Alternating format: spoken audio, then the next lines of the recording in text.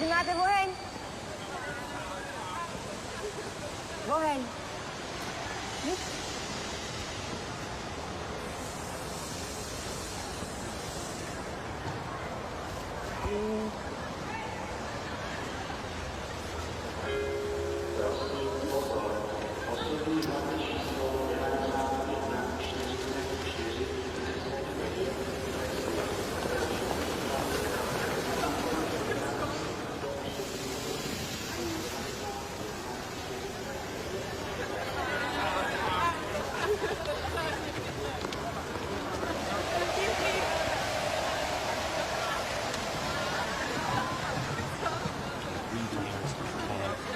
Now I got these college kids like a discotheque. Listen. I'm sorry. You are a nice boy, but I'm too beautiful for you. Goodbye, Brad from America. You want one more kiss before I go? Are you kidding?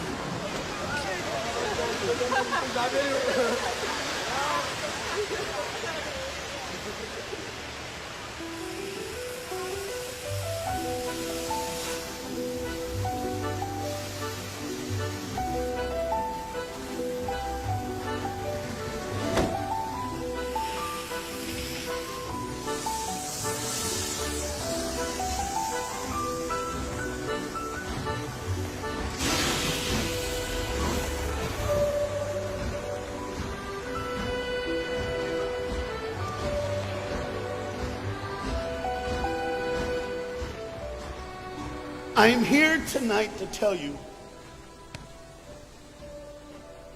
about a father who loved his son and a son who loved his dad. The way this story is going to unfold for you is a little bit different because I want to bring it to now. You see, a dad would go home and he would go by the school, and every now and then he would pick up his son and say, "Son, why don't you go to work with me?" The boy loved that. And when his dad would just come and pick him up, he was the happiest boy ever. He knew that he would get to spend the afternoon with his father at work, and he would get his coat and they would walk, and he would bring hot chocolate for his son for it's really cold, and they would go through. But this boy was different. This boy would see things. This boy wasn't normal. And when they were walking one afternoon going to where dad worked, this boy would notice things that other people wouldn't notice. He see things other people wouldn't see. He sees a man in a bathrobe in the middle of the street who's yelling at a second-story window. He sees a woman who's very angry at him and doesn't really want to hear what he says. This boy, as the rest of the world hustles by, he slows down. He sees the hurt and the pain. He sees the anguish and the sorrow. He sees the window close and a desperate man trying to get it. What he did doesn't matter. That he hurting is all that matters. And this boy would see these things. His father rushes and gets him by the hand and says, "Let's go. Be late." He would stop and look one more time. Can I stop his pain? Can I stop her hurt?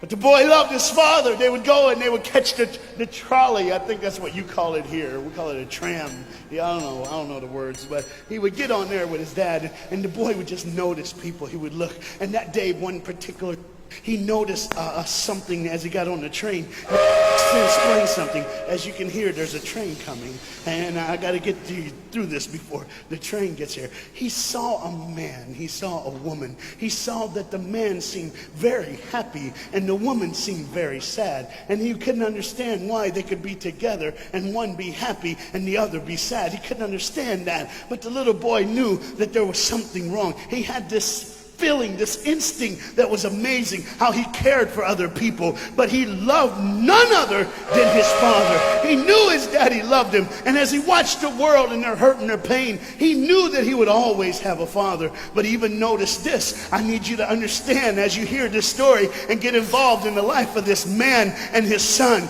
I need you to notice that there's no mom. As they walked through the woods, the boy would say to his father, Dad, what will I do when I grow up? What will I get to do? Will I get a cool job like yours? How will I work? He says, I don't know, but I want to change the world. I want to do something great. I want to do something wonderful. I want to help people. I want to do something that could change the lives of anyone. I just want to be that great. I just want to do something good. And as he walked with his dad would say, son, you will be great. You will be awesome. You will change the world. Your life is going to be incredible. But there was a train coming. There's always a train coming. The train is called life. We're all on the train of life, just riding.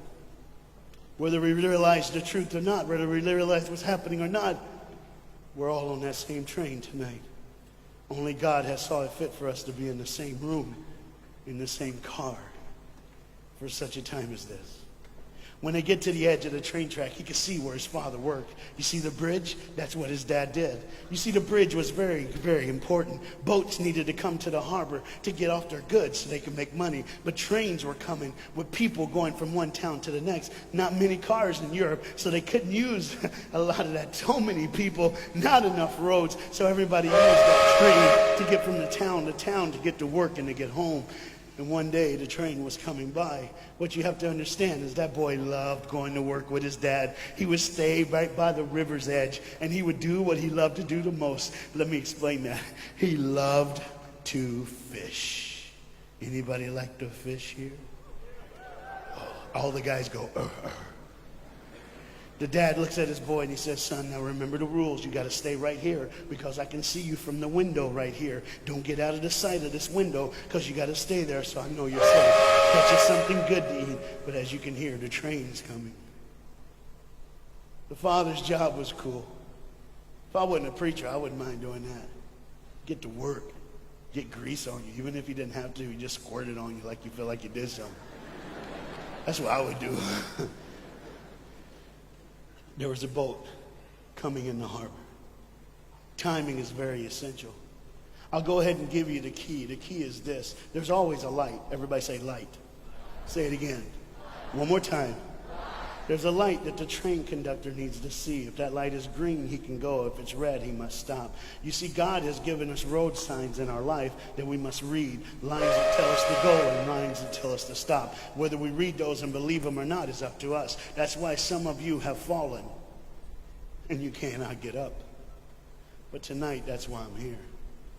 The boat needed to come through, so he called, and the man said, okay, I got time. It's a long time before the train should come. So he pulls the lever, as you just saw, and the big, huge stone steel bridge, the gears started turning. They started cranking the steam. All of a sudden, gears are moving, and that big, huge bridge is just starting to go up. As it rises higher and higher, he has to watch and make sure everything's set, everything's good, everything's fine. As he looks out the window, he can see everything, but the dad, being a good dad, keeps one eye on his work, but the other eye on his baby. One eye on the world, but the other eye on his children. You think God doesn't know where you are? He keeps one eye on his world and one eye on his child. No matter what you've done or where you've been, it's one eye on the world, but the other eye's on you. He's watched you and he's kept you. Even though your train is coming down the track, he understands that. And even though sometimes, I don't want to get ahead of myself. See the red light? He didn't see it. So many times we don't see the red light. See, to just say the train was early. The boy can hear and see the steam. And he looks and says, Daddy, the train. Daddy, the train's early. Daddy, you got a daddy. Hey, Daddy, the train.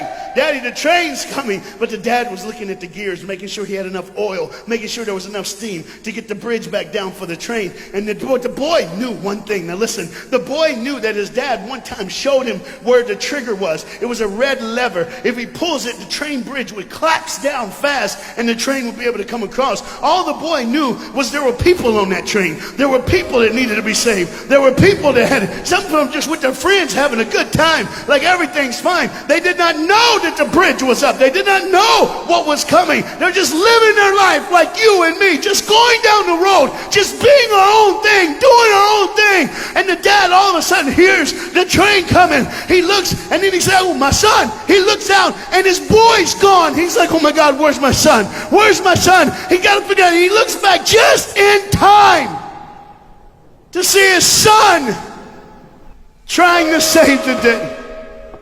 All he had to do was pull that lever. He reaches in to pull it, and the boy pulls too far, and he falls in the hole. Now it's on the father. And God the Father, did you hear me? God the Father has to make a choice. It's his now. Do I save my son, or do I save the world? But they don't even know. They don't even know.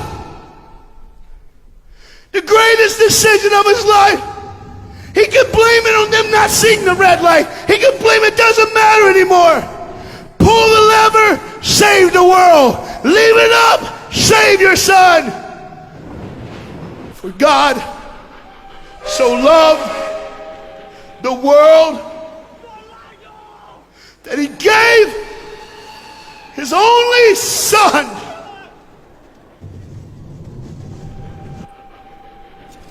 Whosoever believes in him will not perish.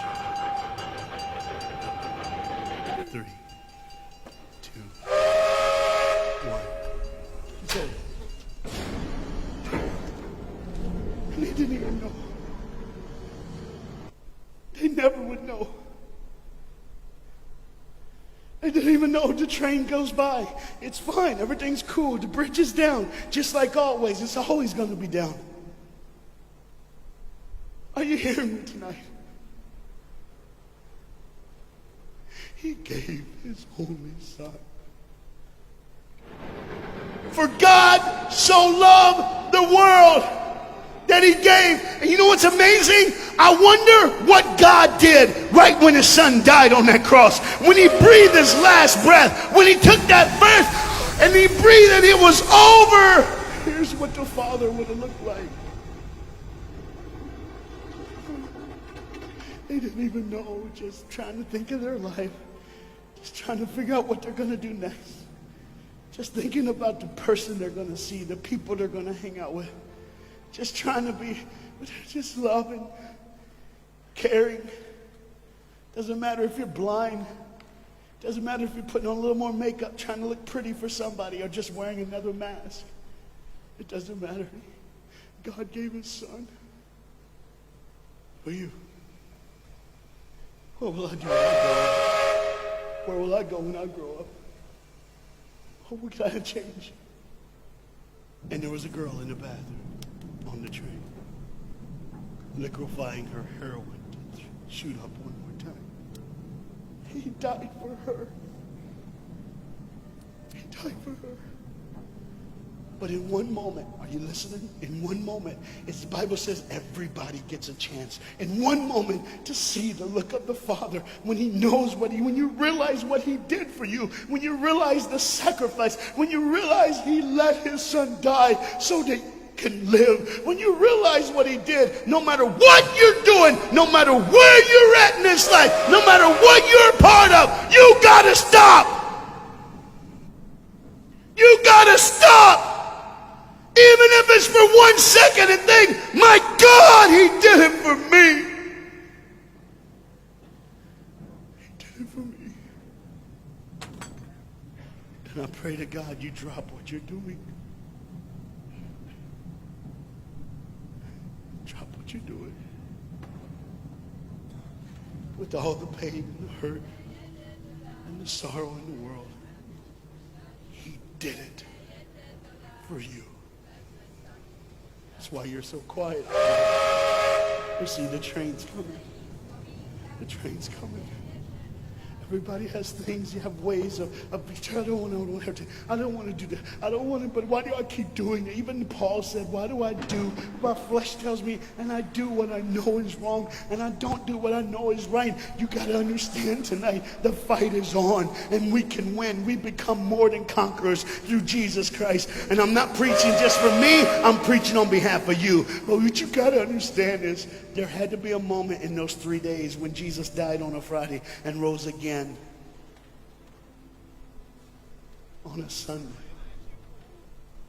There had to be this moment. Go ahead, look at the screen. When it was just God and his baby and his son.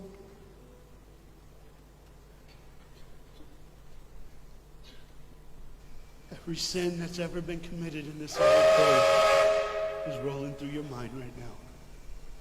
I'm here to tell you that as the sun sets in the afternoon, the sun will rise again. And when the sun rises again, you cannot change your past, but you can change your future. You see, it's always a different day. One day someone lives, the next day they die, the next day you wake up and you're still living. You're like, why am I going to live? Why does this have to be my turn? Why can't I? You can just preach. I could have stopped, but I need you to see the whole picture here.